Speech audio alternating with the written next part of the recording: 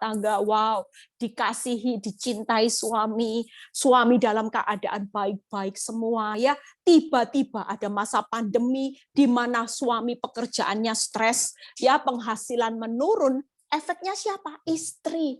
Ada banyak istri yang datang kepada saya, Bu Eli, dulu saya bulanan saya dipenuhi, sekarang semuanya serba dilimit, semuanya dipotong Bu Eli, bahkan kadang-kadang saya juga nggak diberi uang belanja.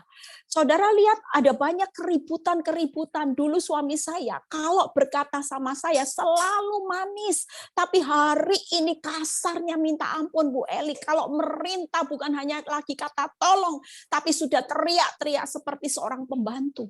Ada banyak perubahan yang nggak pernah saudara pikir. Tapi kita perlu sadar, kalau saudara lihat di dunia ini, angka perceraian di masa pandemi yang mendaftarkan untuk bercerai begitu banyak, saudara. Tapi buat saudara dan saya, jangan sampai kita sebagai anak Tuhan, kita justru ikut pola hidupnya dunia. Justru kita sebagai anak Tuhan harus mempertahankan gaya hidup kerajaan surga. Bahwa kita harus berdiri menunjukkan kepada dunia bahwa sebagai seorang penolong akan tetap setia. Dia akan rela untuk bersakit-sakit dahulu, untuk menikmati kebahagiaan selamanya buat seisi rumahnya. Orang bersakit-sakit dahulu itu tidak gampang, saudara. Kita harus rela harga diri diinjak-injak. Dulunya dikatakan manis, sekarang dikatakan bodoh. Mungkin diperlakukan seperti keset. Tapi sebagai penolong ketika saya dalam keadaan posisi seperti itu, Tuhan cuma mengingatkan, Eli, engkau sebagai penolong yang baik, rela, sakit-sakitmu itu cuma sesaat, karena aku lagi bentuk remuk bejanamu, karena aku mau hidupmu hari itu memuliakan namaku. Dan di situ saya mulai rela, saudara, bersakit-sakit. Yang ketiga, bagaimana seorang penolong yang setia, yaitu tidak banyak menuntut haknya. Tapi hari-hari ini Tuhan paksa saudara dan saya sebagai seorang penolong untuk menjalankan kewajiban saudara dan saya sebagai penolong yang setia. Orang yang menjalankan kewajibannya tidak akan banyak nuntut gini, mana hakku, mana hakku. Tapi percayalah, semakin saudara rela hari ini hak saudara dicuri, mungkin hari ini hak saudara untuk dikasihi sudah tidak ada lagi. Khususnya buat pasangan yang lagi selingkuh, hak dikasihi sudah tidak ada lagi. Hak untuk dihormati mungkin sudah tidak ada. Hak untuk diperlakukan sebagai istri, mungkin semua hak saudara hari-hari ini sedang dicuri, semuanya hilang. Tapi saudara percaya, ketika kita tidak banyak menuntut hak, kita akan menikmati suatu kali, ya, kita yang tekun melakukan kewajiban sebagai penolong. Hari ini disakiti, bercucuran air mata, tetap mengampuni, tetap berdoa. Ya, bukan lagi berdoanya ada banyak ibu-ibu. Saya berdoa Bu Eli, tapi saya berdoanya Tuhan cepat ambil nyawa suami saya. Nah, itu bukan berdoa yang benar ya saudara ya. Kita percaya bahwa kalau kita mau tulus, kita rela hari-hari ini, apalagi di masa-masa seperti ini, kita rela, saudara. Ya, percayalah firman Tuhan di Mazmur 37 ayat 6 kalau nggak salah. Firman itu berkata gini, aku akan memunculkan hakmu seperti siang dan kebenaranmu seperti terang. Suatu kali, apa yang hilang, apa yang menjadi hak saudara, yang benar-benar hari ini dirampas, suatu kali kita akan menikmati bagaimana hari-hari ini hak itu akan dimunculkan oleh Tuhan sebagai terang. Itulah karya Tuhan. Saudara tidak perlu ragu.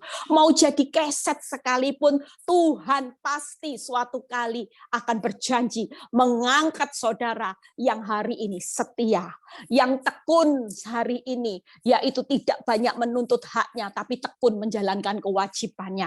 Tekun bersakit-sakit dahulu, berjalan maju Bu Eli, bercucuran air mata Bu Eli, direndahkan sekalipun, dimaki-maki, dihina. Percayalah suatu kali Tuhan akan memunculkan hak saudara sebagai penolong yang setia, itu tidak akan main-main saudara. Karena Tuhan tidak pernah berhutang sedikit pun atas jeripaya saudara. Amin. Ada 3 hal yang akan saya bahas. Bagaimana? Gampang kok saudara. Kepingin jadi seorang wanita yang bijak ya. Itu praktek. Kita tidak cukup hari ini sebagai ibu rumah tangga, anak Tuhan cuman berdoa. Tuhan, ubah suamiku, ubah rumah tanggaku, ubah keuanganku, ubah anak-anakku. Enggak. Tapi Tuhan mau di balik proses hari ini. Apapun proses itu, percayalah, Tuhan mau saudara dan saya hari ini, ketika saudara tekun menjalankan kewajiban, saudara akan lihat bagaimana saudara akan melihat pemulihan Tuhan. Baca Amsal 14 ayat 1. Amsal 14 ayat 1 ya. Selain berdoa, kita harus jadi pelaku firman hari-hari ini. Kita mau baca firman, kita mau dengar-dengaran apa kata firman.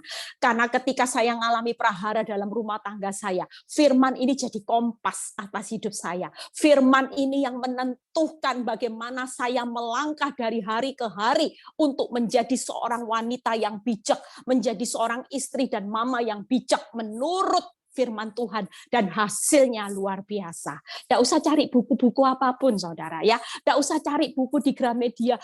Bagaimana menjadi wanita bijak, bagaimana menjadi seorang istri dan mama yang bijak. Wow, Alkitab ini sudah menjelaskan secara gamblang, secara komplit bagaimana kita bisa menjadi seorang wanita yang super woman. Amin.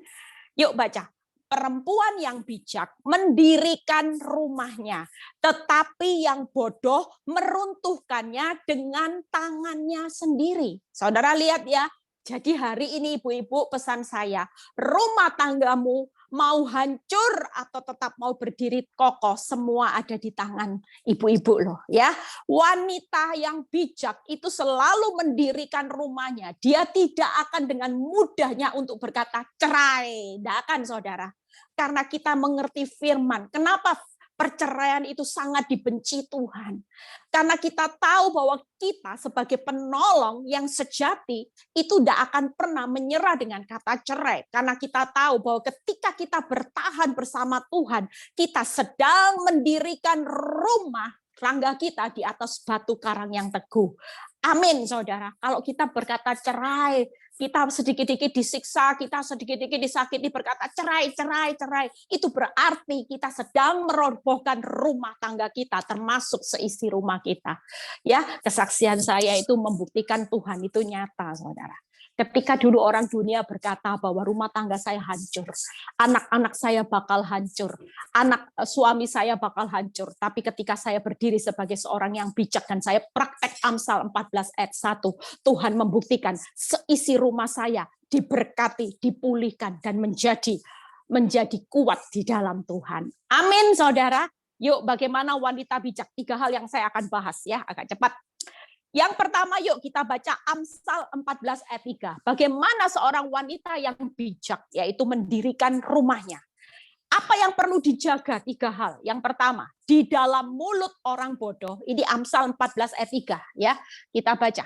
Di dalam mulut orang bodoh ada rotan untuk punggungnya. Tetapi orang bijak dipelihara oleh apa, saudara? Bibir.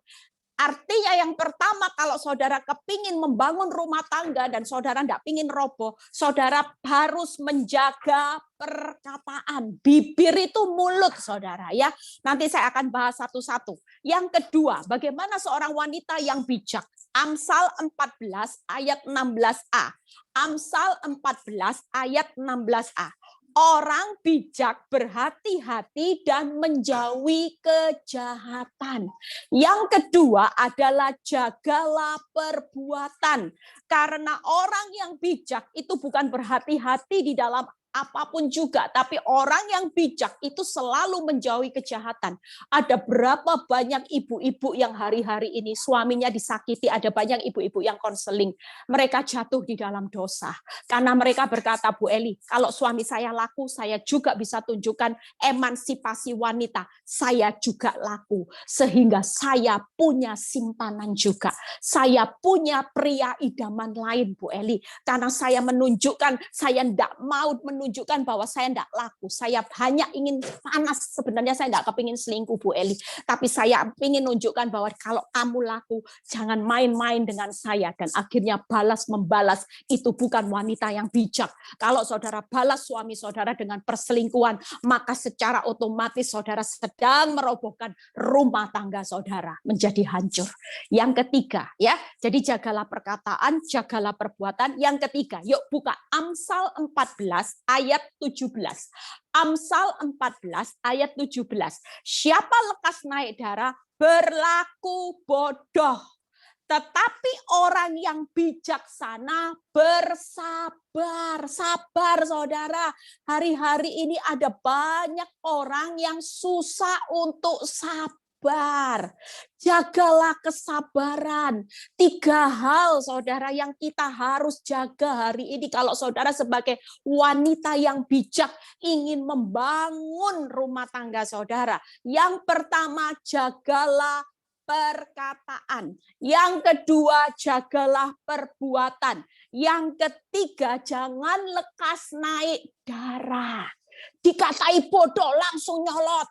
Dikatai kamu memang tidak bisa apa-apa, istri yang merugikan, saudara langsung nyolot. Yuk kita bahas nanti satu persatu ya. Jagalah perkataan yang pertama. Buka Efesus 4 ayat 29 ya. Hari ini pesan saya sebagai seorang wanita, ya istri, hati-hati dengan perkataan saudara. Seringkali rumah tanggamu hancur itu karena kuasa perkataan. Ya, seringkali rumah tangga saudara dan saya hancur karena kuasa perkataan. Saudara lihat, janganlah ada Efesus 4 ayat 29. Janganlah ada perkataan kotor keluar dari mulutmu, tetapi pakailah perkataan yang baik untuk membangun di mana perlu supaya mereka mendengarnya beroleh kasih karunia. Saudara lihat siapa yang mendengar beroleh kasih karunia. Kalau saudara dikatai suami bodoh, balas bodoh. Anak dengar enggak saudara di rumah? Suami dengar enggak? Itu beroleh kasih karunia enggak ada saudara. Tapi beda. Kalau hari ini saudara mengerti firman, ada 3 hal perkataan itu, jangan ada perkataan kotor. Perkataan itu yang baik, perkataan itu yang membangun. Itu ciri wanita bijaksana saudara. Ketika suamimu berkata kasar, engkau memang wanita bodoh, engkau memang selalu membawa sial. Saudara tidak perlu balas saudara. Sebaliknya saudara tidak perlu berkata bodoh sendiri, tidak. Katakan dalam hati, aku adalah wanita yang berharga mulia di mata Tuhan. Aku adalah seorang penolong. Kalau saudara dikatakan saya terbiasa punya pola hidup, kalau dikatain apapun, saya selalu berkata, haleluya, puji Tuhan. Tidak peduli, mau dikata bento kamu, memang kamu ini hidupmu, otakmu di mana, saya cuma berkata sama Tuhan, haleluya, puji Tuhan. Saya selalu berkata yang positif, saudara. Saya nggak mau ngata-ngatain yang anak baik terhadap anak sekalipun. Kalaupun anak saya hari itu nilainya dapat 5, dan mereka berkata, Mami, aku dapat 5, Mami. Semalam saya tahu, kalau sudah dibilang besok ujian loh ya, belajar. Tapi ternyata belajarnya sambil mainan, akibatnya dapat 5. Kalau dulu saya marah-marah. Kalau sekarang saya mengerti firman, saya tahu perkataan saya ini punya kuasa. Dan saya mulai berkata, enggak, membangun saudara yang baik. Kamu adalah anak yang baik. Kamu anak mama yang luar biasa. Kamu pasti pinter, kamu pasti diberkati Tuhan, kamu pasti punya hikmat 10 kali lipat. Itu yang saya katakan, semua kata-kata baik dan membangun. Termasuk suami saya. Kalau dia berkata bodoh, saya tidak perlu berkata bodoh. Saya cuma berkata, dalam hati saya, puji Tuhan, haleluya, berkati suamiku Tuhan, ampuni dia Bapak, karena dia tidak tahu apa yang dia perbuat, dia tidak tahu apa yang dia perkatakan. Pernah suatu kali, suami saya mengatai saya begitu kasar, saudara. Rasanya saya kepingin bales, saya punya dalih. Dalam hati saya ingin berkata gini, apa kamu itu enggak punya otak juga? Kamu sampai selingkuh punya 2 anak, apa pikir otakmu mau ditaruh di mana? Bisa enggak saudara? Tapi ketika mengerti firman, saya harus membangun satu perkataan yang baik, yang membangun. Saya cuma berkata sama Tuhan, Tuhan, suatu kali mulutnya yang kasar ini akan dipakai Tuhan untuk memberitakan kerajaan Allah. Itu yang saya lakukan, saudara. Dan hari-hari ini apa yang saya ucapkan, apa yang saya gemakan, Tuhan genapi dalam hidup suami saya. Sedikit demi sedikit saya melihat bagaimana suami saya akan dipakai Tuhan secara luar biasa. Saya kagum dengan kuasa perkataan. Jangan main-main dengan kuasa perkataan, ibu-ibu. Kelihatannya sepele, tapi saudara perlu tahu hari ini ya, kuasa perkataan itu, lihat slide-nya ya. Kuasa perkataan itu tidak main-main. Kalau saudara baca dari quote saya ya, yang berikutnya, kuasa perkataan itu membalik keadaan baik dan buruk. Ayatnya di Amsal 12 ayat 14a. Setiap orang dikenyangkan dengan kebaikan oleh karena buah perkataan. Lihat ya saudara, saudara akan dikenyangkan dengan kebaikan itu karena buah perkataan. Artinya perkataan itu akan membalik keadaanmu jadi baik atau buruk, itu tergantung hari ini apa yang saudara gemakan. Saudara akan hari ini akan dikenyangkan. Saudara mau dikenyangkan dengan satu hasil yang luar biasa? Mulai sekarang praktek perkataan yang membangun, jangan ada perkataan kotor yang sia-sia, perkataan yang positif. Yang kedua, bagaimana kuasa perkataan? Matius 12 ayat 36-37. Hati-hati dengan perkataan. Matius 12 ayat 36-37. Tetapi aku berkata kepadamu, setiap kata sia-sia yang diucapkan orang harus dipertanggungjawabkan pada hari penghakiman. Karena menurut ucapanmu engkau akan dibenarkan, menurut ucapanmu pula engkau akan dihukum. Saudara tidak main-main ya. Jadi apa yang saudara katakan akan saudara gemakan hari ini, akan mendapatkan satu penghakiman, dibenarkan atau dihukum. Makanya mulai sekarang sebelum marah saudara, mulai berpikir, jaga bibir. Di bibir ini ada rem, ada kekang, tidak gampang-gampang saudara, baik terhadap pembantu, terhadap karyawan.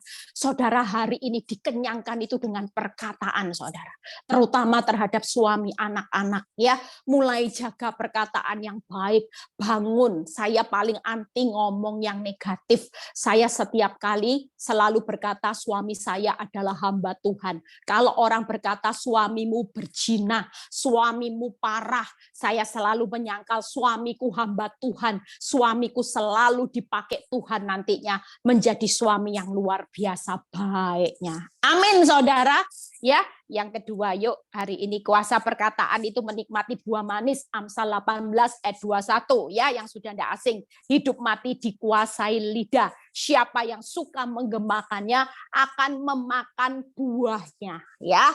Hari ini buahmu manis atau pahit itu tergantung apa yang saudara ucapkan. Hari ini pastikan suatu kali saudara akan dikenyangkan dengan apa yang saudara katakan, saudara akan menikmati buah yang manis, saudara akan dibenarkan oleh Tuhan dengan apa yang saudara ucapkan. Yang kedua, yuk, jadi wanita bijak itu bagaimana saudara? Jaga perbuatan. Buka 1 Timotius 2 ayat 11 dan 13 ya. 1 Timotius 2 ayat 11 dan 13. Yuk baca. 1 Timotius 2, seharusnya lah perempuan berdiam diri dan menerima ajaran dengan patuh. Lihat ya saudara, berdiam diri. Aku tidak mengizinkan perempuan mengajar dan juga tidak mengizinkannya memerintah laki-laki. Hendaklah ia berdiam diri karena Adam yang pertama dijadikan, kemudian barulah Hawa. Saudara lihat, dulu saya sebagai seorang istri, saya selalu mengabaikan firman ini. Saya sering jadi orang istri yang tidak pernah tunduk sama suami. Ternyata firmannya jelas, saudara. Ketika firman ini berkata, yang pertama, ya, jagalah perbuatan itu dalam arti yang pertama, banyak berdiam diri.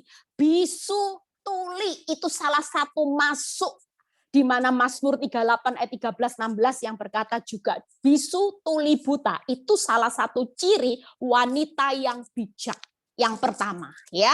Jadi hari ini kalau saudara menghadapi apapun banyak berdiam diri, tidak banyak dengar apa kata gosip tentang suamimu. Saudara hari ini tidak banyak berkata-kata penghakiman yang keluar. Itu karena saudara sedang menjalankan aturan firman, seharusnya lah perempuan berdiam diri. Amin saudara. Jadi yang ibu-ibu yang hari ini suka komplain, suka cerewetnya berkilo-kilometer ya, protes sama suami, ya ratunya protes, ratunya komplain ya. Mulai sekarang ini aturannya Tuhan loh, berdiam diri, itu yang pertama ya.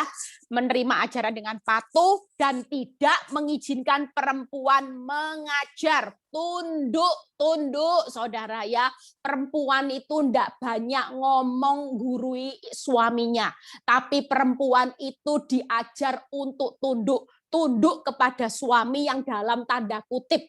Firman Tuhan tidak mengatakan, hei istri tunduklah kepada suami yang uangnya banyak, suami yang bisa mencintai kamu, suami yang bisa memberikan kamu deposito, suami yang bertanggung jawab.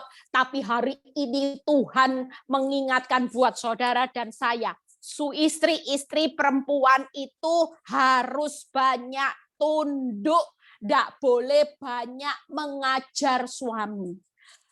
Bagaimana cara saudara dan saya untuk memenangkan pertandingan buat suami yang lagi bermasalah ya? Saya sering yang bahas ini dulu aja. Tunduk dan hormat. Yang keempat ya, Titus 2 ayat 4. Titus 2 ayat 4. Dan demikian mendidik perempuan-perempuan muda mengasihi suami dan anak-anaknya. Wanita yang bijak hari ini di tengah masa digencet, ditindas, tidak diperlakukan adil, suami yang selingkuh, suami yang suka KDRT, suami yang kasar sekalipun, firman Tuhan mengajak saudara dan saya untuk menjaga perbuatan, yaitu diam diri, tunduk, hormat, mengasihi suami dan anak-anak. Ya, amin saudara. Tipnya gini saudara, saya ajarin 3 hal yang simpel bagaimana saya merangkum dari 4 ini. Saya selalu belajar untuk tunduk, hormat sama suami, banyak bisu tuli, dan saya belajar mengasihi. Walaupun suami saya tidak mengasihi saya, ya, saya mengalami proses sudah 11 tahun lebih, saudara. Saya justru hari ini melihat kebaikan Tuhan itu satu karya yang luar biasa. Orang banyak bertanya gini, Bu Eli, kalau suami lagi selingkuh, suami lagi salah jalannya, masa kita disuruh bisu Bu Eli? Masa kita hormat Bu Eli? Masa kita tunduk? Masa kita mengasihi? Lah kan malah diinjek-injek Bu Eli. Jadi kayak keset Bu Eli. Kepalanya besar, nanti dipikir kita ngemis cinta. Oh, itu ibu-ibu semua pasti komplain. Ya, saya dulu juga komplain sama Tuhan. Tuhan, waktu saya disuruh tunduk sama suami yang modelnya seperti ini, Tuhan selingkuh, Tuhan tidak cinta, Tuhan suruh saya tunduk, hormat, mengasihi, suruh bisu tuli. Yang saya lihat nyata, itu sama seperti yang dunia ajarkan. Saya lihat suami saya makin menjadi-jadi, saudara. Saya lihat suami saya makin meremehkan saya. Dia seolah-olah saya sepertinya memang mencintai dia, itu sehidup semati sampai mati-matian, tidak rela dicerai, tidak rela kehilangan. Padahal saya melakukan ini karena saya mau taat, mau jadi wanita yang bijak menurut firman Tuhan. Menurut akal saya yang saya lihat, memang nyatanya seperti kata dunia. Tapi ketika saya tetap taat, saya ngerti, tidak ngerti, enak, tidak enak, saya terjang semua pemikiran dunia. Saya lebih memilih dengaran apa kata Tuhan. Dan saudara tahu hasilnya spektakuler, saudara. Hasilnya dahsyat. Saya tidak pernah menyangka bahwa suami saya yang benci orang Kristen, suami saya yang begitu tidak suka saya melayani Tuhan, hari ini dia bisa terima Yesus sebagai Tuhan dan Juru Selamat. Hari ini dia yang mendukung pelayanan saya secara materi, secara bendahara, dia semua yang pegang keuangan PD Victory. Dia yang bangunkan saya 2 rumah doa, saudara. Ini kalau bukan karya Tuhan, dari mana saudara? Kalau orang tanya gimana caranya Bu Eli, tidak tahu saya. Bukan lagi bagian saya. 2 plus 5 menurut akal saya tetap 7. 5 plus 2 tetap 7. Tidak mungkin bisa jadi suami saya seperti hari ini. Tapi karya Tuhan menjadikan 5 plus 2, 5.000, sisa 12 bakul. Itu ketika saya berkata, Tuhan, saya sudah tidak sanggup ngurusi suami saya hari ini berselingkuh sampai punya 2 anak. Saya serahkan ke dalam tangan Tuhan dan saya percaya di dalam tangan-Mu yang kuat, di dalam tangan-Mu yang dahsyat, suamiku yang pezina akan berubah menjadi hamba Tuhan. Amin, saudara. Orang tanya, bagaimana modalnya Bu Eli? 3 hal yang saya lakukan peperangan rohani. Saya cuma bilang sama ibu-ibu, ibu-ibu enggak usah takut. Ibu-ibu hari ini kelihatannya secara lahiriah diinjek-injek memang. Karena ngalampuni, ngasihi kayak orang bodoh. Hormat, tunduk, diselingkuhi sampai 2 anak, hormat. Diselingkuhi sampai 2 anak, mengasihi, ngampuni, terus bodoh. Dunia berkata, Bu Eli bodoh memang. Tapi percayalah, ketika saya praktek firman, doa orang benar mengubah. Hari itu saya peperangan rohani, saudara. Doa saya besar kuasanya mengubah suami saya yang sampai punya 2 anak akan jadi hamba Tuhan. Yang kedua, saya mengalahkan kejahatan suami saya dengan kebaikan. Karena Tuhan berkata, jangan kamu kalah dengan kejahatan suamimu. Kalahkan kejahatan dengan kebaikan. Waktu saya baik-baik terus, kejahatannya kalah enggak dengan kebaikan saya? Kalah, saudara. Hari ini kenapa dia bisa terima Yesus? Karena dia kalah dengan kebaikan saya. Sebagai seorang istri yang saya tekun berbuat baik. Akibatnya apa? Kejahatan suami saya makin diminimalkan sama Tuhan. Makin dihabiskan. Yang muncul jadi orang yang baik. Kenapa? Karena saya mengalahkan tiap kali dia jahat sama saya. Saya tidak balas jahat. Saya balas kebaikan, saya balas kebaikan. Yang ketiga apa? Saya balas dengan kasih. Saya tetap ngampuni, saudara. Kasih itu menutup banyak dosa dan pelanggaran suami saya. Saya terlalu yakin hari ini suami saya bisa berubah karena kuasa doa, kebaikan, kasih saya lewat perbuatan saya. Amin, saudara. Itu sebabnya jangan takut menabur benih kebenaran, menabur benih firman, walaupun sepertinya keset, sepertinya bodoh, tapi kebenaran firman Tuhan ya dan amin. Suatu kali kebenaran itu akan memerdekakan, memulihkan setiap pergumulan saudara dan saya. Amin, saudara. Terhadap anak-anak saya praktek, saudara. Melalui perkataan perbuatan saya, hari ini anak saya bisa sekolah Alkitab. Anak saya bisa sekolah pinter, saudara. Itu semua yang saya lakukan. Saya tidak pernah ngajari anak. Saya tidak pernah dari dulu ngajari anak, saudara. Karena saya tidak pinter bahasa Inggris. Anak saya sekolahnya di international school. Dari situ anak-anak tidak pernah les. Mereka belajar sendiri. Saya percaya apa modal saya? Doa, kebaikan dan kasih. Amin, saudara. Yang terakhir, ya, jagalah kesabaran. Yuk, bagaimana hari ini orang yang sabar itu menurut Amsal 16 ayat 32, orang yang sabar itu melebihi seorang pahlawan. Orang yang sabar itu bagaimana, saudara? 3 hal, saudara, ya. Orang yang sabar kita buka di dalam Amsal 17 ayat 9 dan 14. Amsal 17, setelah itu selesai ya. Nanti ada tanya jawab, boleh ibu-ibu yang punya unek-unek terhadap pasangan hidupnya, boleh tanya sama saya nanti ya. Amsal 17 ayat 9 dan 14. Siapa menutupi pelanggaran mengejar kasih. Tetapi siapa yang membangkit-bangkit perkara, menceraikan sahabat yang karib. Memulai pertengkaran adalah seperti membuka jalan air. Jadi undurlah sebelum perbantahan dimulai. Orang yang sabar itu tidak akan pernah membesar-besarkan perkara. Orang yang sabar itu akan menutupi pelanggaran, tidak akan mudah untuk menghakimi. Dia akan menutupi pelanggaran karena dia tahu bahwa hakim yang adil itu adalah Tuhan. Saudara dan saya diciptakan Tuhan bukan sebagai hakim. Makanya jangan suka menghakimi pasangan hidupmu. Walaupun pasangan hidupmu jalan hidupnya jelas-jelas salah. Jelas-jelas menyakiti hidupmu. Tuhan mengingatkan hidup saya. Mulut hati-hati Eli. Engkau bukan hakim.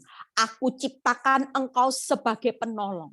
Kalau engkau lihat suamimu sakit, tolong dia tanpa perlu mulut yang bicara.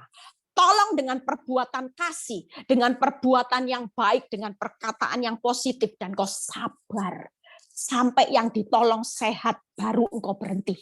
Selama engkau masih lihat suamimu error, suamimu masih tersesat, engkau tidak perlu berhenti untuk menolong.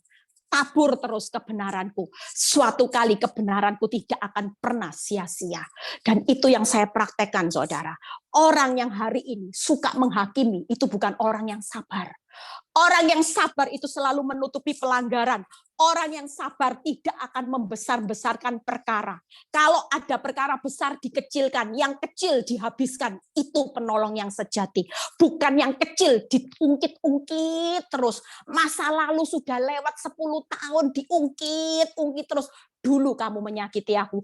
Dulu kamu seperti ini. Dulu kamu pernah seperti ini. Itu bukan tipe orang yang penolong yang sejati. Hari ini buktikan di depan Tuhan bahwa saudara jadi orang Kristen, saudara jadi seorang istri yang benar-benar memiliki hati sebagai penolong. Amin, saudara. Yang ketiga, sebagai orang yang sabar itu tidak akan akan menjauhi perbantahan. Nggak usah banyak debat. Nggak usah banyak menyangkal apa perkataan suamimu hari-hari ini. Kalau lagi panas, jangan diajak debat. Kalau mau komplain, nanti kalau sudah dingin semuanya. Cari waktu yang tepat. Ngomong itu perlu tata cara, saudara. Apalagi hari-hari ini. Masa pandemi banyak orang konslet. Banyak orang yang tegangannya tinggi karena mengalami masalah yang rumit. Bukan hanya suami-suami loh, banyak ibu-ibu yang konslet juga. Anak di rumah, sekolah online, nggak bisa kemana-mana, khususnya ibu-ibu yang sosialita. Saya bisa merasakan teman-teman saya semua pada komplain, saudara. Aduh, dulu bisa arisan, bisa ketemu, sekarang di rumah terus. Ya, keluar cuman rutenya turnya ke dapur, ruang makan, tempat tidur, ruang makan, dapur. Itu aja setiap kali. Lama-lama banyak orang konslet. Kalau kita tidak kaya akan firman, kita akan dengan mudahnya dijatuhkan iblis untuk diperdaya dan saudara akan hancur. Gampang masa-masa seperti ini. Makanya kalau saudara ngerti firman, kaya firman, hari ini saudara ngerti, oh ternyata ya, saya ini banyak penyimpangan. Ternyata selama ini saya pikir saya sudah jadi istri yang bijak. Belum. Orang yang sabar itu diakui Tuhan sebagai pahlawan. Kenapa? Ya, nanti buka sendiri setelah quote-nya ya. Sabar itu besar pengertian, sabar itu terhormat, sabar itu bijak, saudara. Hari ini yuk 3 hal ini saya sudah selesai, saudara ya. Nanti akan saya tutup setelah berdoa, ada tanya jawab. 3 hal, saudara. Yang perlu saudara hari ini kerjakan selain saudara berdoa dan baca firman, jaga perkataan, jaga perbuatan, ya. Yang ketiga, jagalah kesabaran. Praktek, saudara. Hari ini jangan bangga jadi orang Kristen bertahun-tahun kalau hidupmu tidak pernah praktek firman, ya. Orang yang tidak bisa melakukan firman itu kayak tong kosong di depan Tuhan. Nilaimu tidak ada nilainya, saudara. Kalau jadi orang Kristen 1 tahun dengan yang 10 tahun, tapi 1 tahun benar-benar total praktek firman, mana nilainya? 1 tahun atau 10 tahun yang mengerti firman banyak tapi tidak melakukan? Makin saudara mengerti firman, makin saudara dituntut banyak. Makanya banyak orang berkata gini, Bu Eli, kalau makin taat sama Tuhan, kok ujiannya makin berat ya Bu Eli. Makin mau taat sungguh-sungguh, ujiannya makin berat. Kenapa?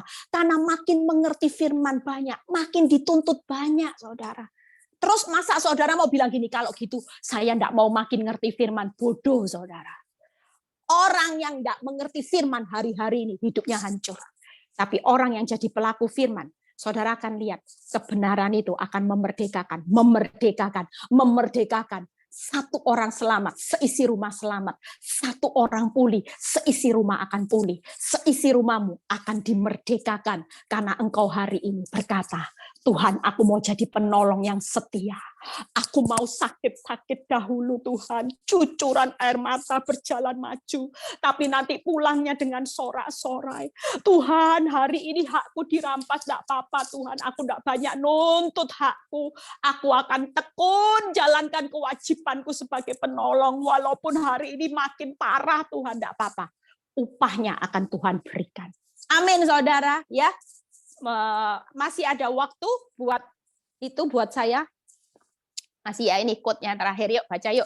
Jadilah wanita yang bijak, yang selalu membangun rumah tangganya dengan selalu berjaga-jaga atas mulut, perbuatan, dan kesabarannya. Ya, saya muncul kesaksian 5 menit aja. Setelah itu saya serahkan sama host untuk tanya jawab. Ya, saya ngalami proses hampir 12 tahun, 11 tahun lebih. Tapi di situ saya melihat cara Tuhan yang ajaib. Ketika saya mulai kaya akan firman. Orang mungkin tanya, Bu Eli, buku panduan apa yang dibaca untuk bisa menjadi hari ini jadi seorang istri yang luar biasa. Sampai bisa membawa seisi rumah datang kepada Tuhan. Saya tidak punya tip apa-apa. Saya tidak suka baca, saudara. Saya boleh cek di rumah saya, tidak ada buku apapun selain buku Alkitab.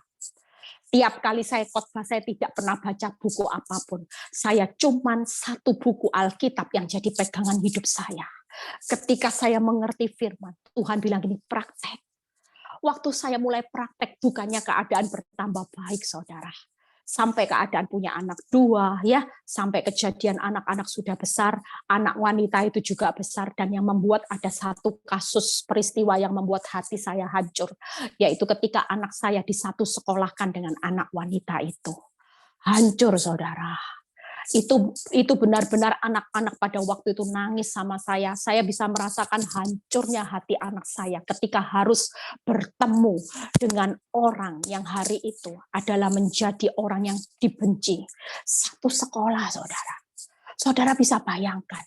Tapi melalui peristiwa ini ada kebaikan Tuhan. Saudara tahu anak-anak saya waktu itu sebelum mereka sekolah keluar, saya melihat hati anak-anak saya dirubah Tuhan. Kalau dulu lihat anak itu, mereka bencinya setengah mati. Mereka bilang gini, Mami, makanin anak itu ke anjing, ya. Tapi hari ini mereka ketika melihat anak-anak itu, ya, Tuhan memberikan yang luar biasa, ya.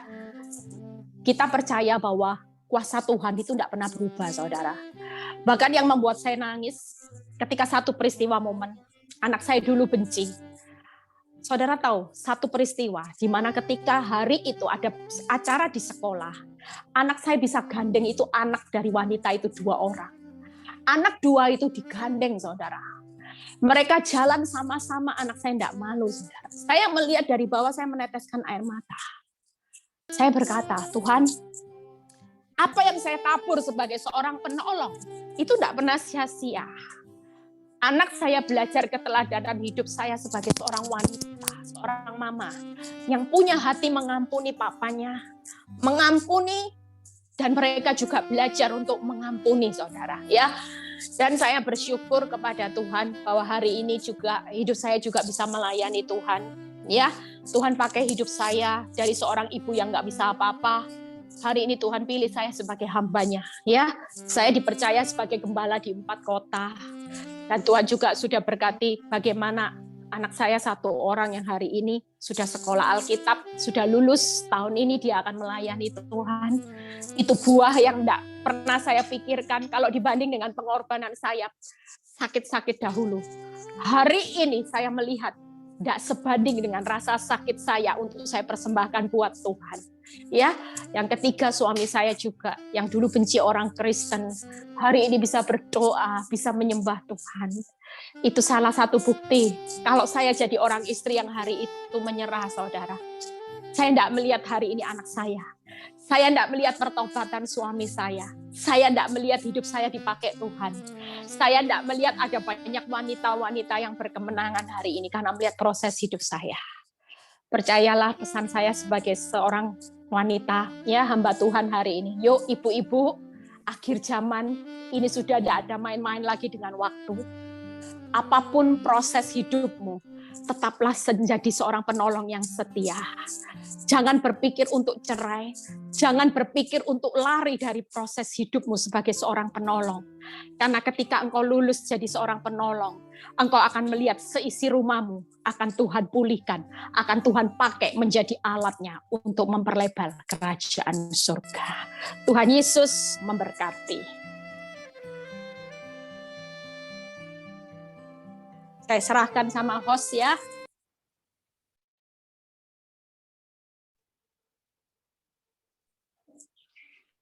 Saya serahkan sama host yang ada pertanyaan. Ya, luar biasa Bu Eli. Aduh, sampai terharu ya. Di depan kita mendengar bagaimana menjadi wanita bijak. Itu kayaknya saya dari tadi dijedor-jedor gitu ya. Tapi saya yakin kita di sini ingin menjadi yang terbaik ya, menjadi istri yang terbaik, menjadi ibu yang terbaik. Buat siapa ya? Buat kita juga, buat keluarga kita juga. Terima kasih sekali lagi Bu Eli buat sharingnya juga yang luar biasa, kesaksian yang luar biasa yang sangat memberkati kita semua pastinya ya. Yuk para ladies yang ada pertanyaan boleh langsung di chat. Silahkan yang mau bertanya. Oke, sambil menunggu pertanyaan yang masuk, saya mau bertanya dulu.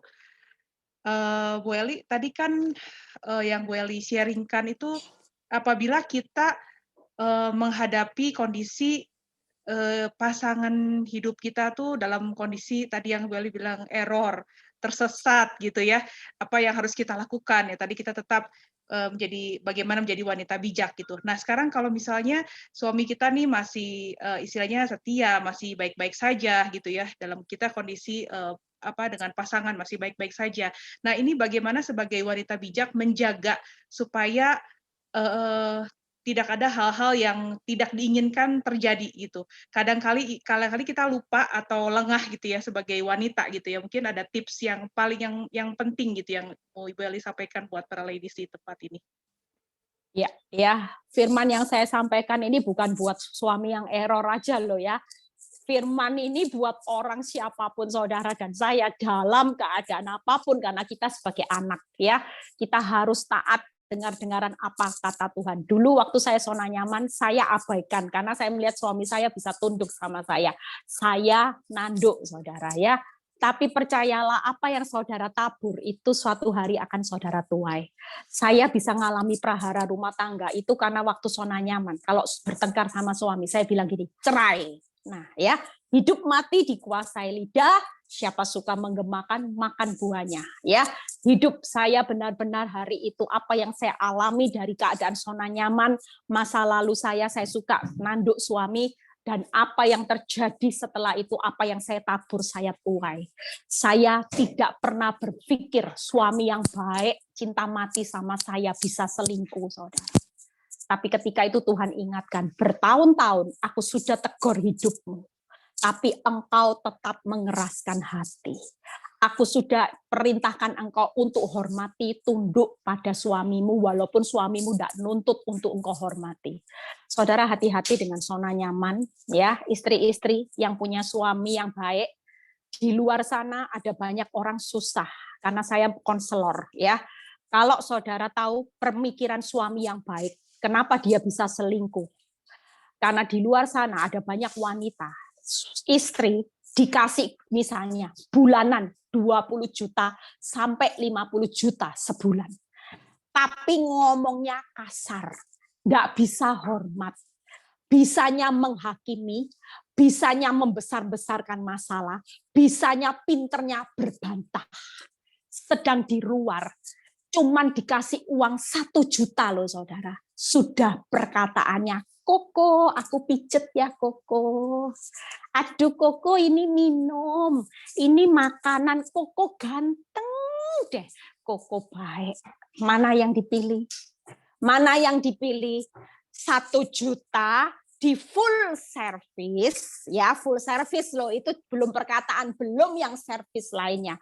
Yang ini 20 juta tidak ada service.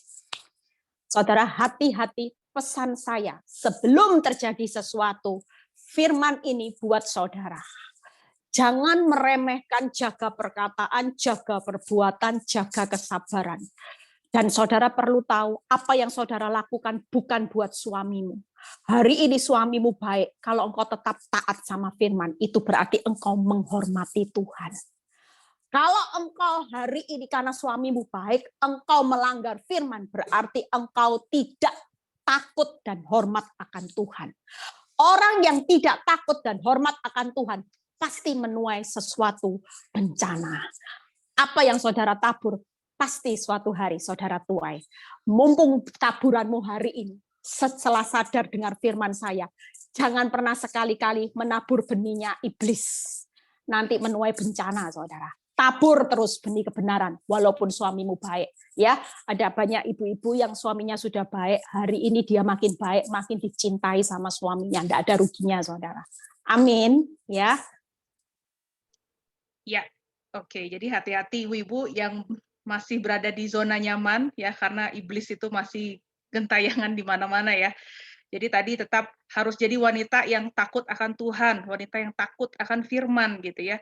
Dan intinya itu percaya tadi ya yang Ibu Eli sampaikan juga. Ini ada pertanyaan masuk, bagus banget. Shalom Ibu, saya ingin bertanya, apakah jika suami gak kerja tapi bisanya hanya pergi ke dukun-dukun, terus apakah saya harus tunduk dan mengampuni?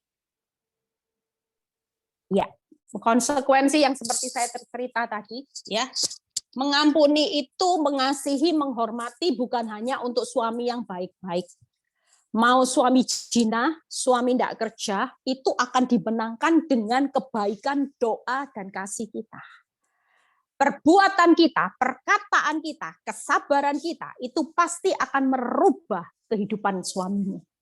Waktu dia hari itu mungkin kesalahan ibu-ibu biasanya gini, kalau enggak kerja, enggak bisa ngasilin uang, kita yang menghasilkan uang, itu kita sudah sombong. Bukan lagi perkataan yang positif, tapi pasti penghakiman. Ya, kamu suami yang enggak bisa apa-apa, saya menyesal menikah sama kamu, saya salah menikah. Hati-hati ibu-ibu ya. Selama suami tidak pernah dihormati, dia tidak akan pernah bangkit secara mental. Saya jujur sampai hari ini, walaupun suami saya sudah menyakiti saya sampai punya 2 anak. Tanya suami saya sering kirim kata-kata mutiara, saudara, kata-kata yang indah. Saya selalu berkata gini, sampai hari ini, di hadapan saya tidak ada orang yang jauh lebih baik selain kamu yang sudah diciptakan Tuhan di samping saya. Itu yang membuat, kadang-kadang suami saya bilang gini, saya orang yang brengsek, saya orang yang tidak layak kamu hormati. Saya terlalu menyakiti hatimu. Tapi saya bilang, enggak. Sampai hari ini kamu tetap yang terbaik. Apapun orang bisa menilai kamu.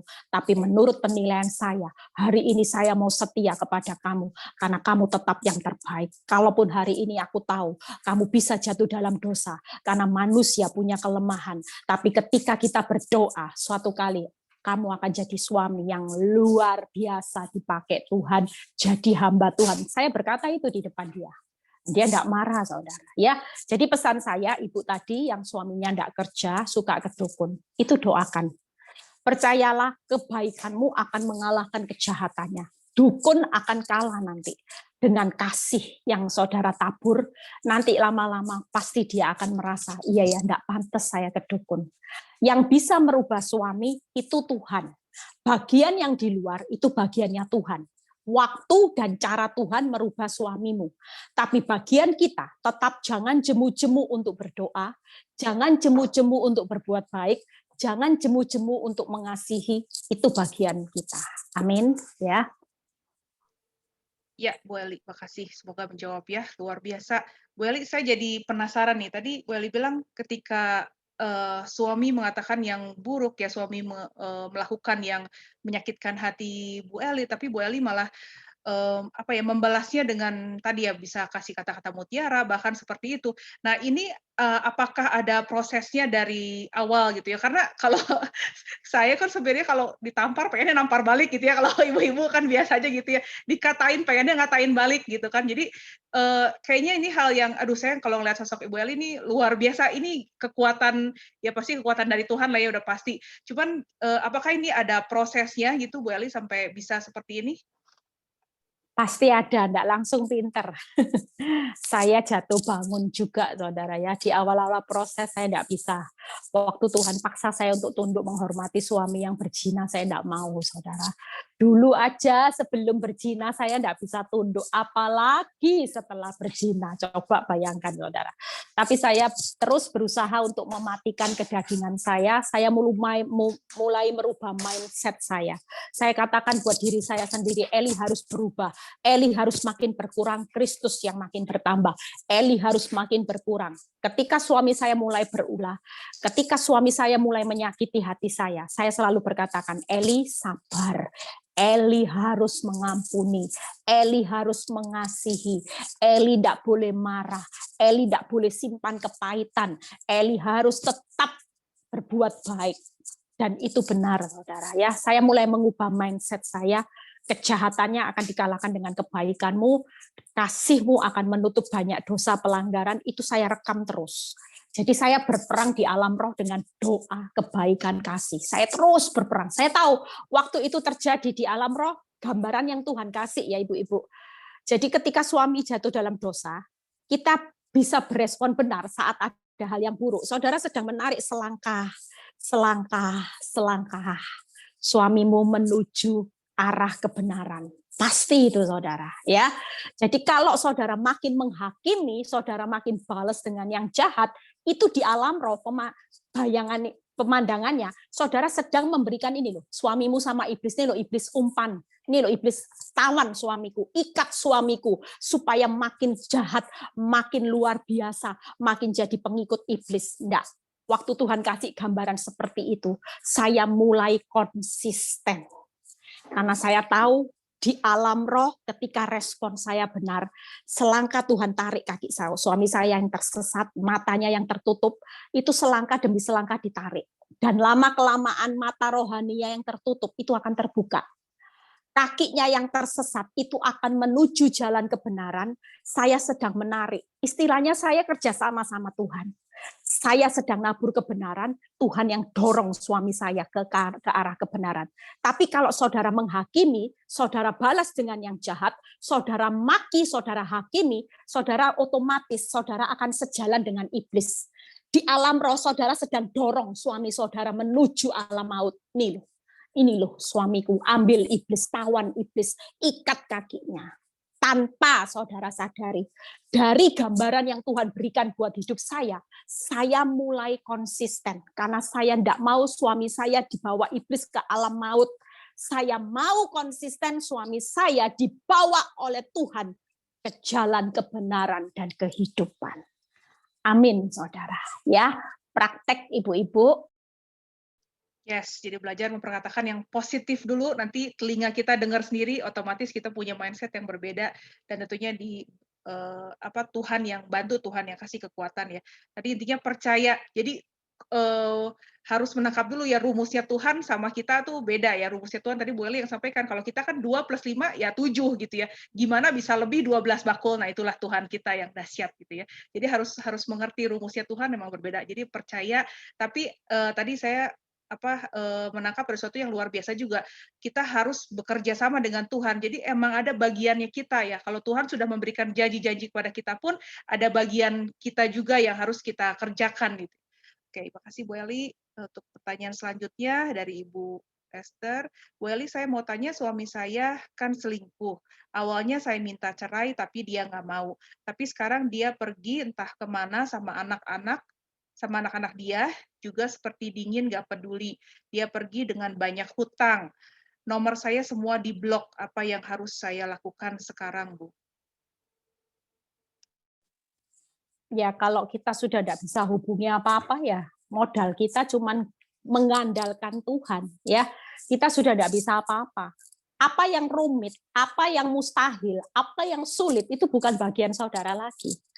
Kita punya kekuatan terbatas, tapi kita percaya itu tadi 2 plus 5 akan jadi 5.000, itu ada di tangannya Tuhan, bukan di tangan saudara. Menurut saya banyak doa, ya, jaga hati karena Tuhan lihat hati, ya. Karena kan sekarang kita tidak bisa praktek kebenaran, suami sudah tidak kelihatan kan. Sabar dijaga, perkataan dijaga, hati dijaga supaya tidak sakit hati. Tetap katakan, suamiku akan kembali, suamiku diberkati Tuhan, suamiku akan jadi imam yang benar. Itu terus diperkatakan, karena hidup mati dikuasai lidah. Kalau benihnya benar, suatu kali ibu yang tanya tadi, Bu Esther akan makan buahnya.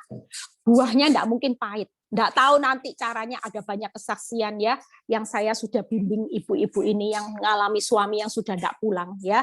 Khususnya yang Stephen sama Lily itu salah satu yang sudah viral di YouTube. Itu karena saya mulai ajar istrinya praktek. Tidak pulang, jadi pulang, setelah pulang masih ada proses, tapi sekarang dua-dua hari ini melayani Tuhan sama-sama. Dahsyat ya. Dahsyat loh. Kalau saudara dengar kesaksian Lily Stephen itu, kalau saudara tahu paketnya lengkap suaminya. Penjudi, mafia, ya, suka perempuan juga, ya, dan waktu enggak pulang juga enggak kasih kabar, enggak kasih uang, paketnya lengkap. Waktu saya konseling istrinya tanya sama saya, masih pantas enggak suami yang tipenya lengkap paketnya dipertahankan Bu Eli? Mungkin enggak tipe suami seperti limited edition, enggak ada duanya tandingannya. Itu bisa berubah Bu Eli. Lengkap loh Bu Eli, mafia, penjudi ya, dan hari itu dia juga perempuan, enggak kasih saya uang. Lengkap. Masih pantas. Saya cuma bilang, pantas kalau hari ini hidupmu mengandalkan Tuhan. Percaya enggak percaya, suaminya waktu kesaksian, kenapa Bapak bisa pulang? Karena ada karya Roh Kudus yang menggerakkan hatinya hari itu. Kalau sudah waktunya Tuhan, suamimu akan dibawa pulang. Dan pulangnya nanti, pertobatannya pasti sesuai apa yang ibu ucapkan. Kalau ibu ucapkan dia jadi imam yang baik, dia akan menjadi papa, suami yang baik, itu yang akan digenapi Tuhan. Dan Tuhan akan berkata, jadilah menurut imanmu. Ya, hari ini cuma praktek Bu Esther, praktek doa, praktek perkataan, jaga hati, jangan sakit hati, karena Tuhan itu lihat hati. Kalau hatimu kotor, doamu cuma sampai di plafon, tidak akan sampai. Karena hati yang kotor itu adalah orang yang gelap, sedang Tuhan itu terang. Terang dan gelap tidak akan bisa dipaksa untuk bersatu, bekerja sama sulit. Kalau kita mau turut Allah bekerja dalam segala sesuatu mendatangkan kebaikan, kita harus posisinya, istilahnya apa namanya, ininya harus sama, passwordnya, terang dan terang. Jangan terang dan gelap, ini sulit disuruh kerjasama. Makanya jaga hati itu paling penting, karena itu passwordnya kita ya untuk bisa mencapai hadirat Tuhan. Tuhan Yesus memberkati. Ya, boleh. Pertanyaan berikutnya, ini udah banyak pertanyaan masuk ya. Semoga bisa terjawab semua. Nah, ini kondisinya dia suami dan saya baik-baik saja di zona nyaman, dan sekarang saya tahu lihat suami digoda dengan perempuan lain berarti ini ya. Nah, dia tetap di sampingnya mengasihi dan melayani, lalu apa saya harus langsung samperin perempuannya apa gimana katanya? Menurut saya itu tidak perlu dilakukan ya. Kita anak Tuhan, kita bukan preman ya. Ibu-ibu, kita bukan preman, bukan hakim, kita adalah anak Tuhan. Firman Tuhan berkata, terkutuklah orang yang mengandalkan kekuatannya sendiri, mengandalkan manusia ya. Jadi hari ini andalkan Tuhan. Mau digoda wanita 10, 100 sekalipun, kalau kita berjaga-jaga di dalam doa, doa itu dari hatinya orang benar, maka doa orang benar pasti punya kuasa yang besar. Mau digoda wanita 20 cantik, lebih muda, dan saudara merasa, saya sudah tua Bu Eli, itu yang goda suami saya muda-muda cantik, percayalah, kejahatan suamimu akan dikalahkan dengan kebaikanmu. Nggak usah marah-marah. Hari ini suamimu seperti ini, baik aja, baik, perhatikan ya. Kita percaya pasti saudara akan lihat suatu perkara besar ya. Nggak usah takut, nggak usah panik, nggak usah labrak-labrak ya. Nanti itu akan bikin suami marah, dipermalukan. Ada banyak loh ibu-ibu, saya konselingi orang karena dilabrak dicerai beneran. Suaminya ngomong, sebenarnya saya enggak niat nyerahin kamu, tapi karena kamu ngelabrak wanita itu dan kamu mempermalukan aku cerai sungguhan, aku ceraikan sungguhan. Dan ada satu orang wanita, nanti satu kali saya akan suruh dia bersaksi.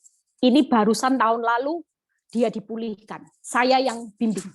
Hari itu suaminya selingkuh, parah saudara. Dia sudah enggak mau tahu istrinya, dia sudah enggak pulang rumah, ya selingkuh sama orang SPG, Sales Promotion Girl, parah saudara. Dan waktu itu saya cuma bilang gini, bisu, tuli, buta. Nggak usah banyak, kalau suamimu pulang, cuman ambil baju, setelah itu nggak pulang lagi. Bantu packing. Kamu nggak perlu banyak tanya, kamu tiap kali packing, kamu doakan, baju ini dalam nama Yesus akan yang dipakai ini ada urapan Tuhan, sehingga baju ini ketika dipakai, baju ini yang saya lempit ini akan punya kuasa untuk mengubah suamiku. Pelayananku hari ini akan menarik suamiku ke jalan kebenaran. Percaya enggak percaya? Suaminya ketemu saya, saudara. Waktu sudah pulih, suaminya bilang gini, Bu Eli tahu, saya sudah berencana sama wanita saya, menceraikan istri saya. Tapi saya tunggu-tunggu. Momen apa saya tanya? Saya tunggu dia marah atau dia labrak wanita ini. Ternyata yang saya tunggu-tunggu enggak terjadi, Bu Eli. Lah kok makin baik? Saya enggak pulang makin ditatain baju, disiapin makan, dipijeti Bu Eli. Itu yang membuat saya membuang wanita itu dan saya kembali dengan istri saya. Luar biasa loh saudara. Saya bilang gini, untung loh ya kamu nurut waktu itu. Coba kalau enggak nurut, sudah hari ini kamu jadi apa? Itu sudah dibeliin rumah loh wanita itu. Mau dikawin loh. Dia cuma tunggu satu kata aja dia buka, langsung dicerai. Makanya hari ini yuk, kekuatan perkataan dan doa itu, perbuatan itu dahsyat ya. Tuhan Yesus berkati. Yes, aduh, saya sampai merinding ya dengarnya ya. Oke, luar biasa. Oke, pertanyaan selanjutnya, kalau punya teman perempuan saya mengalami KDRT di rumahnya oleh suaminya, apakah nasihat yang harus saya berikan? Apa tetap mengasihi suaminya, tetap di rumah itu walaupun KDRT, nanti kalau mati gimana? Waduh. KDRT, lihat-lihat KDRT-nya. Kalau sudah sampai membahayakan nyawa, boleh pisah rumah sejenak, ya. Tapi kalau KDRT karena gara-gara kita yang nyolot, ya, makanya kalau orang yang KDRT selalu saya nasihati jangan banyak nyolot. Belajar banyak diam, belajar tidak membantah kata-kata suami. Banyak orang yang menuruti nasihat saya, suaminya berubah, ya. Yang sudah kesaksian di PD Victory juga. Itu KDRT tingkat tinggi, saudara. Kalau saudara lihat, tidak ada wanita yang super kuat seperti dia. Ini omongnya ya, saudara. KDRT itu sampai dihajar. Kursi ini sampai putus, saudara. Kursi itu sampai putus, dan waktu kepalanya bonyok semuanya, dia nangis sama saya. Tapi suaminya seorang mafia. Ya, dia tidak bisa lari. Kalau lari pasti dibunuh. Saya cuma bilang gini, Tuhan tidak pernah bisu, Tuhan tidak pernah tidur. Mulai sekarang total, nggak usah dibantah omongannya. Mau dia salah, nggak usah kamu membenarkan diri. Sudah diem aja, diem, doa. Saudara tahu hari ini suaminya berubah dan suaminya juga melayani Tuhan. Ya, itulah karya Tuhan yang luar biasa ya. Jadi jangan dibantah, sudah belajar berserah penuh. Kalau sudah berserah penuh itu enggak usah pakai membantah satu kata pun membenarkan. Nanti kalau sudah suasananya ketawa-ketawa, baru ngomong baik-baik. Tapi waktu emosi sudah total, diparahi diem aja ya.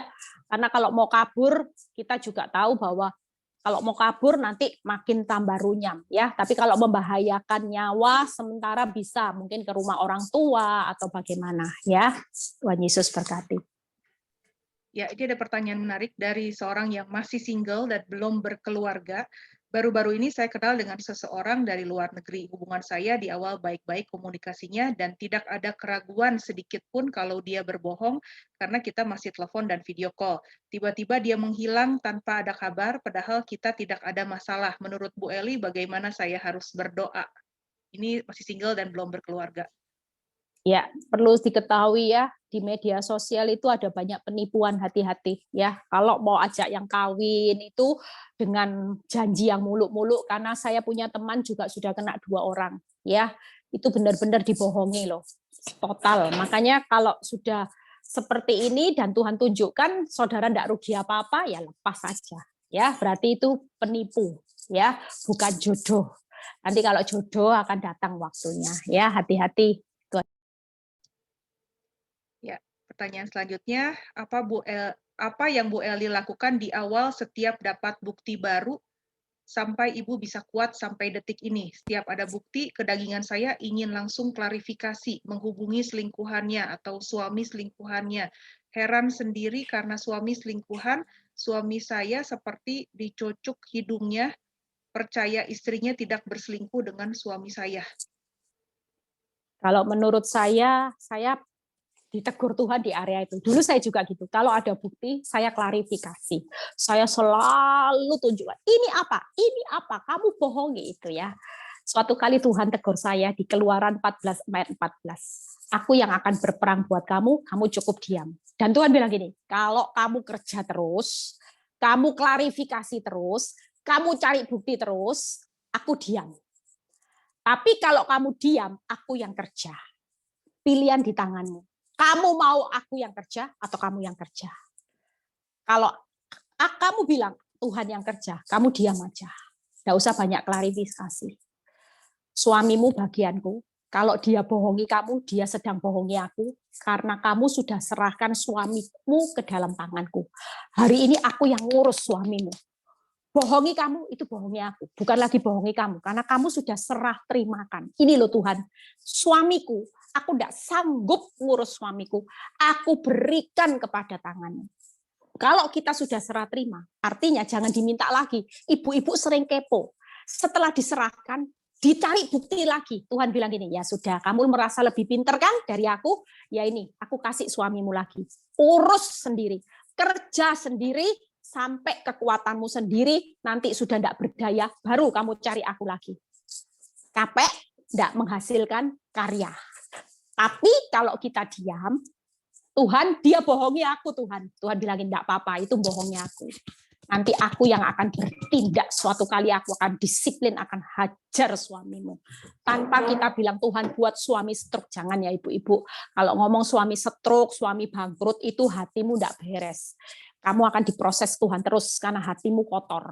Tapi kalau diam, nanti Tuhan pasti punya banyak cara untuk mendidik, mendisiplin suamimu. Waktu dan cara Tuhan. Tuhan Yesus berkati. Ya, makasih Bu Eli. Ini ada pertanyaan yang masuk lagi. Tadi Bu Eli bilang kalau kita harus bisu, tuli, dan lain-lain ya. Nah, tapi kalau suami pernah salah jalan soal ekonomi, kita harus bagaimana? Masa harus diam saja? Mau nggak mau kita harus ikut campur juga. Nah, apa salah kalau begitu? Kalau memang masalah ekonomi dan Tuhan kasih kita hikmat untuk kita bisa bantu keuangan, ya kita harus lakukan.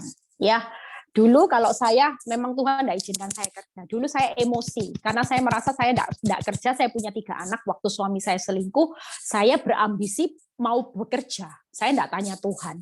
Saya ambisi, emosi, saya kerja, ternyata bangkrut, saudara. Malah saya dimaki-maki suami saya. Memang dasar kamu wanita-wanita enggak bisa apa-apa, bisanya menghabiskan uang saya. Aduh, hari itu saya hancur hati, saudara. Terus Tuhan bilang gini, makanya segala sesuatu enggak usah panik. Tenangkan hatimu, tanya. Ternyata benar Tuhan bilang gini, kamu enggak usah kerja. Aku yang pelihara, kamu enggak percaya sama aku. Jujur, saudara, sampai hari ini, selama 11 tahun lebih, hampir 12 tahun ya, saya itu waktu suami selingkuh, saya enggak kerja. Tapi saya diberkati Tuhan luar biasa hari ini. Justru hak saya yang dicuri wanita itu, ya wanita itu dibelikan apa aja yang mahal-mahal, saya belajar rela, saudara. Waktu itu saya nangis, Tuhan, dia dibeliin mahal-mahal, saya lihat, saya sakit hati, itu harusnya hak saya kok pindah ke sana, Tuhan. Gitu ya. Tapi Tuhan bilang ini, belajar rela, nak, rela. Kalau kamu rela, aku enggak rela. Benar, saudara. Waktu saya rela, Tuhan enggak rela, saudara. Orang lihat saya hari ini diberkati Tuhan, enggak kerja, saudara. Saya tahu Tuhan cuma bilang gini, aku memberikan upahmu tepat. Seperti firman berkata, tepat. Jerih payahmu di dalam aku tidak pernah sia-sia. Aku yang memberikan semuanya ini. Tuhan kasih saya passive income, saudara. Hari itu benar-benar cara Tuhan. Hari ini saya punya passive income. Waktu saya ngalami proses, ya Tuhan mulai bawa saya untuk beli properti yang murah, beli ini, ya. Dan di situ saya mulai belajar. Saya tidak bisa kerja, saya cuma beli. Ternyata hari ini itu yang Tuhan lipat gandakan. Itu karya Tuhan yang luar biasa. Makanya ibu-ibu jangan takut dengan berkat. Berkat itu ada di atas kepala orang benar. Orang yang hidupnya sudah benar, tidak usah cari berkat, dikejar berkat, saudara. Nanti bisa kaget-kaget. Makanya hari ini walaupun suamimu tidak bisa kerja, tetaplah jadi orang benar. Gara-gara karena ibunya, penolongnya benar, seisi rumah diberkati, saudara. Amin. Orang sampai bilang gini, Eli ini suaminya, jujur saudara, kalau mau kesaksian tentang berkat, ya suami saya itu kerjanya hanya kasih karunia. Orang lain sepi, orang lain enggak, kerjaannya macet di masa-masa pandemi, di masa sukar. Suami saya diberkati Tuhan luar biasa. Itu karena saya percaya, saudara. Orang bilang gini, kerjaannya ini ya, kalau bukan pegawai saya jadi di kantor bilang gini, kalau bukan karena Tuhan, enggak mungkin. Bayangin kompetitor suami saya itu semuanya konglomerat, saudara.